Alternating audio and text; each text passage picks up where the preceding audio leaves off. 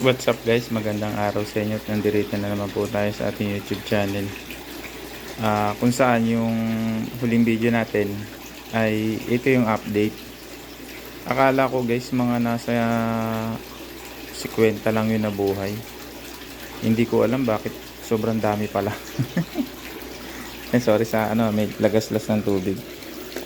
Imagine nyo guys, ito meron dito yun, mga maliliit. Ito, tignan nyo ito nandito. Grabe, ang dami pala. Yun, sorry sa video, malabo Ayan, kalo na dun, Yun guys, ang dami pala nabuhay. Ayan, grabe,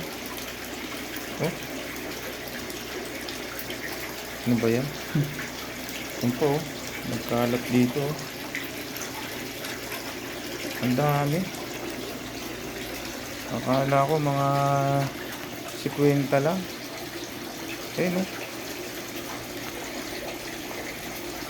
ang dami.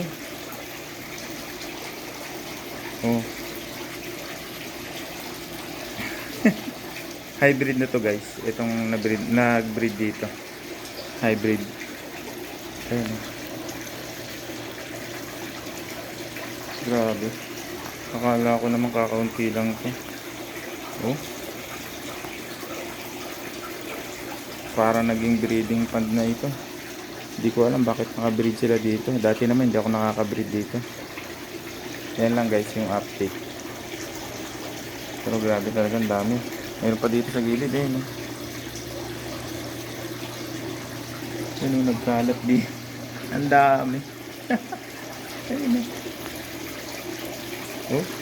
ayoko na nga sana mag-breed Kaya lang talagang pagkakataon talaga